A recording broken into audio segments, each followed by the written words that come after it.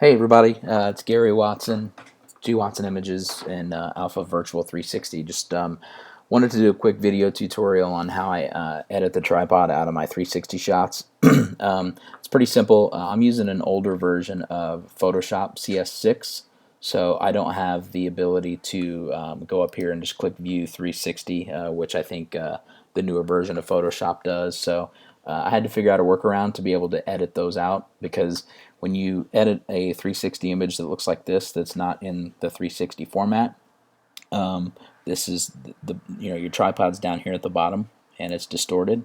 I got a few samples here, so that's one. This one right here you can kind of see as well. It's down there at the bottom. That one you can see it there, and there's also a little bit of a shadow that the tripod's casting. And then this one is one that I was just standing right in front of the shot, so I knew I'd be editing that one out, and it was in the grass, so it wouldn't take me any much more time just to clone over me there. But when you edit it in this view, it kind of, when it stitches it together, you get kind of this puckered look at the bottom. So the workaround that I came up with, actually I found online, I can't remember who, what blog or wherever it was that I read it, but essentially what you do is you go over here to the image and you flip it vertically. That's the first step. And then you have to go over here to filter and distort, and you want it to go to polar coordinates, and then you want to go from rectangular to polar. So when you do that, it's creating this kind of tiny planet look. But what that allows you to do is see what that shot kind of stitched together will look like. So now that the image is like that, and I'm going to duplicate this layer so you can see before and after, but now I can use my spot healing tool and just paint over the areas where the monopod or your stand or whatever it is you're using is at. And this particular one has a pattern on the floor, so I kind of was expecting that to happen. But you can go in and play around with the spot healing tool and see what works. Some areas that'll work great, like when I'll do the other picture, the one in the grass will be no problem at all because it's all the same look.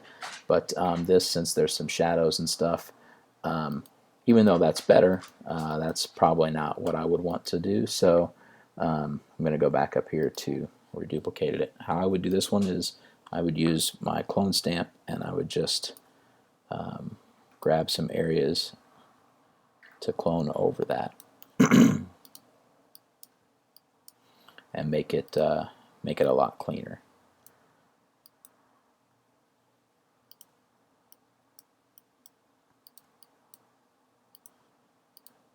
So you can spend as much or as little time depending on the job and how many number of photos that you need, editing that out. But I'm a big fan of going in and cloning it out so it looks like the camera's floating as opposed to having, a blurry mess there. I'm not a big fan of that, but hey, whatever floats your boat. So that gives you a good idea of the before and after, and there's still some shadows there, but for demo purposes, that'll give you an idea. So what you do is, after now you have it in this view, you have to convert it back. So what I've done is I've created in my Photoshop is I've got these actions set up. So whenever I start, I have an action set to flip it to this particular view, and then I have one when I'm done, I click on it to finish it. So it'll go back to the regular view.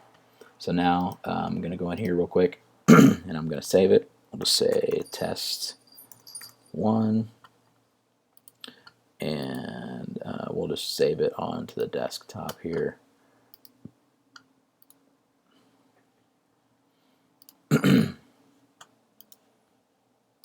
And now we put it in our 360 viewer. We can take a look at what it looks like. And there you go, no tripod. So looks okay. I mean, there's a couple shadows there. I probably would have, if that was the image I was using, I'd probably clean that up a little bit more, but it really just depends on, how many you got to edit and how many you need to do. So that's one. Now, go back and I'll do I'll do this one real quick, so just so you can kind of get an idea of how quick it is to do this once you have your actions set up. So my action here is 360 invert to edit, start, click that, and it's automatically going to convert it to that. So picture me right there using my phone to take the picture, and I can't remember, I think it may have been windy that day, so I think I was standing there just holding on to it so it wouldn't fall down. But at any rate, this is just the spot healing tool. So now I'm done, click finish, and then it's back to the normal. So now when you go out, you can see that where it was just, it's distorted, it distorted the clone as well, so it will look clean. Let's save it. Call that test 2 on the desktop. And now let's go take a look at it. Put it in our viewer. And boom, no tripod. So, even if you're using, like I said, I'm using a light stand, and I was standing in that shot, and took what, 5 seconds, 10 seconds to edit that. We'll do one more real quick. Let's see, this one right here, I've got a battery pack for the Z1 since it dies a lot real quick. After like an hour of shooting, it'll die, and then you have to wait to charge. So I bought an Anker Power Core 2 20,000, I think is what it is. And you can see a little bit of it. So we'll go to our action and convert it to that spherical view. Zoom in here, and you can kind of see a little bit. You can see my light stand, tripod light stand, and then you can see a little bit there of the battery pack that's actually on there connected to the camera. So make this a little bit smaller and can go in here.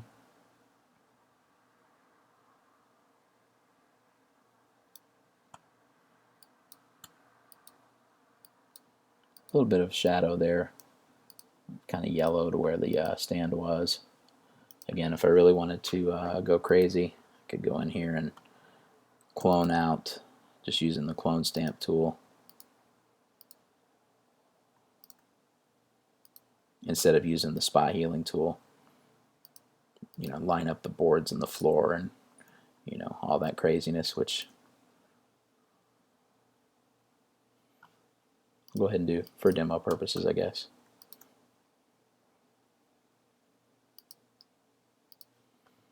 So that's probably fine.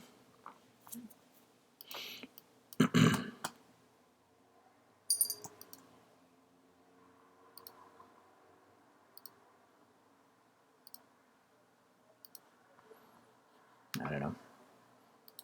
We'll see. Converted it back.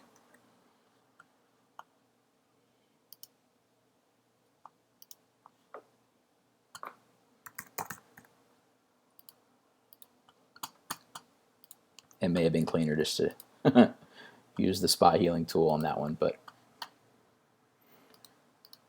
let's find out. Probably okay. Yeah, I probably wouldn't. I would redo that, but you get the idea. And then the last one I'll do real quick is this view. And this one here, we can see how long it takes. Somebody put a timer. Go. Convert it. Zoom in. I'm just going to do this one manually with the clone stamp tool.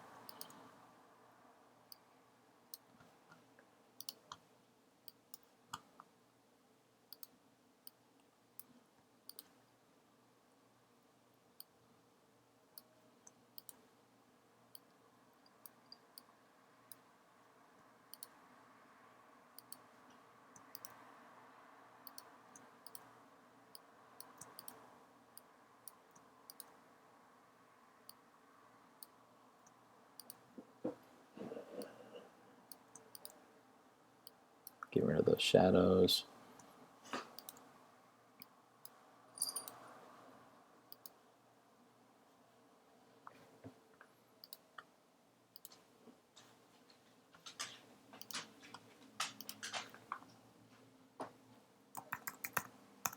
I don't know what number we're up to, but we'll call that 5.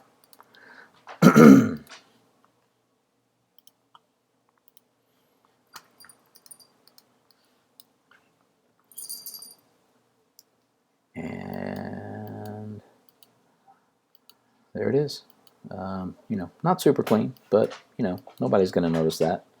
If you want to spend more time, then do it, or just use the clone stamp tool, or you can even just use the, you know, the big round spot healing tool. And if it's blurry, then you know, if you like that look, great. I like it to, you know, make it look like the camera's floating. So that's it. Most important thing again is just getting your actions set up. So you have the start that converts it to that that spherical view, that first action, and then you have the last action that will finish it and get you back to. So the start gets you to that view, and then set it up so you have a finished one that gets you back to the standard view. So there you have it. Thanks for checking it out. If anybody has any questions, feel free to DM me. I'm on Facebook, g.watsonimages, or gwatsoниmages.com, or alphavirtual360.com as well.